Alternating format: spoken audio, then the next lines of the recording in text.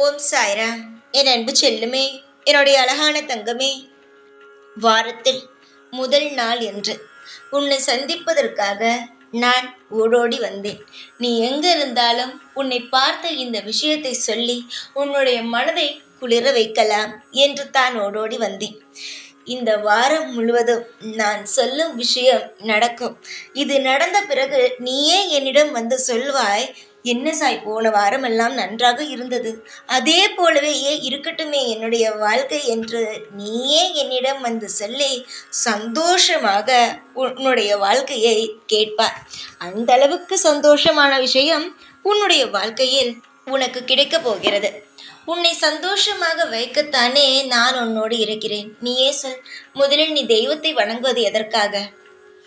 அதாவது உன்னுடைய கஷ்டத்தை நீக்கவும், உன்னுடைய பொருளாதாரத்தை அழகாக மேன்மைப்படுத்தவும், உன்னுடைய உடம்பில் இருக்கும் சில வலிகள் வியாதிகளை குணப்படுத்தவும், வாழ்க்கையில் சொல்ல போனால் எல்லாமே கிடைத்த நிம்மதியான வாழ்க்கையை வாழவும் தானே.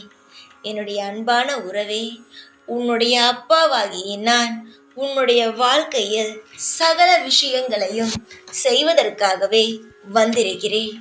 இந்த திங்கட்கிழமை என்று இந்த கிழமையில் உன்னுடைய வாழ்க்கையில் நிறைய விஷயங்கள் புதிதாக நடக்கும்.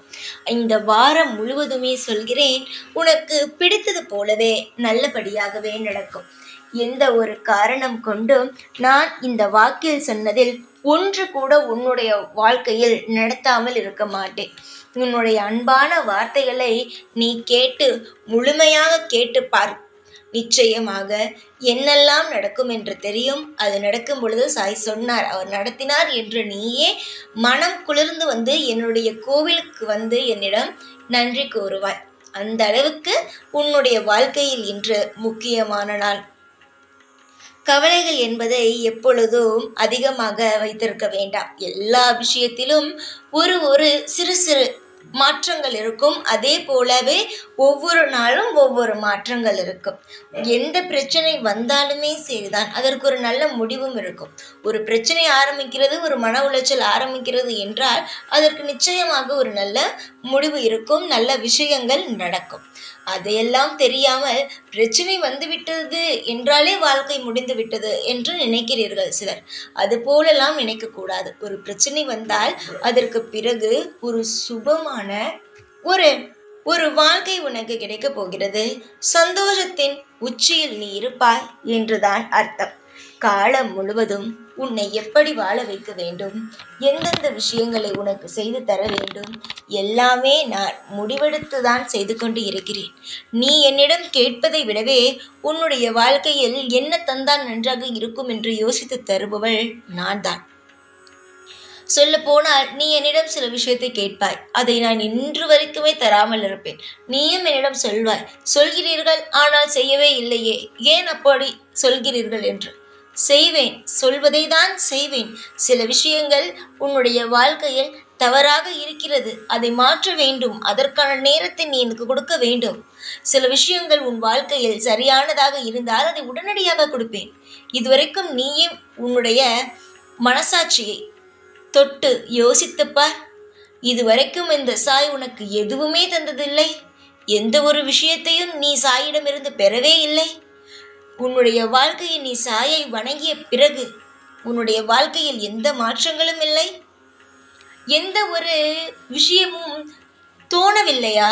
இல்லை, உனக்கு நான் செய்யவே இல்லை என்று முடிவெடுத்து விட்டாயா? இல்லை, வாங்கிய பிறகு என்னிடமிருந்து அனைத்தையும் மறந்து விட்டாயா? எனக்கு இது கோபம் அல்ல, வருத்தம். எனக்கு இது வருத்தம்தான். இந்த நேரத்தில் நான் சொல்கிறேன், எனக்கு வருத்தம். நான் உனக்கு செய்து கொண்டுதான் இருக்கிறேன். நீ எல்லாம் என்ன தெரியுமா நினைக்கிறாய்? நீ மட்டுமல்ல, எல்லோரும் பாதி பேர் என்ன தெரியுமா நினைக்கிறீர்கள்? வாக்கு கொடுத்தால் அடுத்த நிமிஷம் நடக்க வேண்டும் என்று. நான் வாக்கு கொடுத்திருக்கிறேன் என்றால் நிச்சயமாக நடக்கும். உனக்கு கவலை, இது நடக்குமா? ஒரு விஷயத்தை எடுத்துக்கொண்டால் அது நடக்குமா நடக்காதா என்ற கவலை. அது நடக்கும் என்று நான் சொல்லிவிட்டேன் என்றால் அது நடக்கும். அது உடனடியாக நடக்க வேண்டும் என்று நினைப்பது தவறு. நீ என்னிடம் கேட்பது என்ன? இது நடக்குமா நடக்காதா என்று. நடக்கும். அதாவது எந்த விஷயத்தை நடக்கும் என்று சொல்கிறேனோ அது நடக்கும்.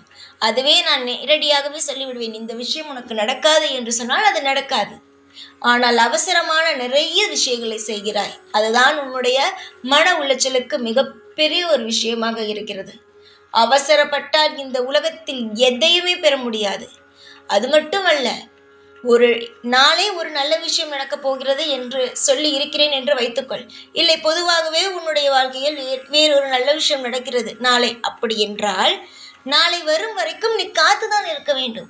அதற்காக இருக்கும் அத்தனை மணி நேரத்தையும் உனக்காக யாரும் ஓட்டி விட முடியாது. திடீரென்று நாளை உனக்கு நீ நினைத்தவுடன் வந்து விடாது. நாளை வரும், நல்லதும் நடக்கும், அவ்வளவுதான். உன்னுடைய வாழ்க்கையில் நான் நிச்சயமாக ஒரு முறை உனக்கு இந்த விஷயம் நடக்கும், அந்த விஷயம் நடக்கும் என்று சொல்லிவிட்டால் அது நடக்கும். கட்டாயமாக அது நடக்கும். இப்பொழுது நான் சொல்கிறேன், இன்று திங்கட்கிழமையிலிருந்து இன்னும் இந்த ஒரு வாரத்திற்கு நான் சொன்ன இந்த விஷயம் நடக்கிறதா இல்லையா என்று பார். உன்னுடைய தொழில், உன் குடும்பத்தில் இருக்கும் தொழில் ஆனது மிக மிக மிக அதிகமாக வருமானத்தை உனக்கு கொடுக்கும். இன்று இந்த வாரம் முழுவதும் பணத்திற்கு எந்த ஒரு கஷ்டமும் படாமல் சுலபமாக நீ வேலை செய்வதில் உனக்கு அதிகமான பணங்கள் கிடைக்கும். உன்னுடைய வாழ்க்கையில் இத்தனை நாள் கஷ்டப்படுகிறேனே, பணத்திற்கு நாளை என்ன செய்வேன், பொழுது விடிந்தால் கூட இந்த பணத்திற்கு என்ன செய்ய போகிறேன் என்று தெரியவில்லையே என்று நீ அதிக கவலைப்பட்டிருக்கிறாய். ஆனால் இன்றிலிருந்து ஒரு வாரத்திற்கு எந்த பண தட்டுப்பாடும் இருக்காது. பணத்தட்டுப்பாடுமே இருக்காது.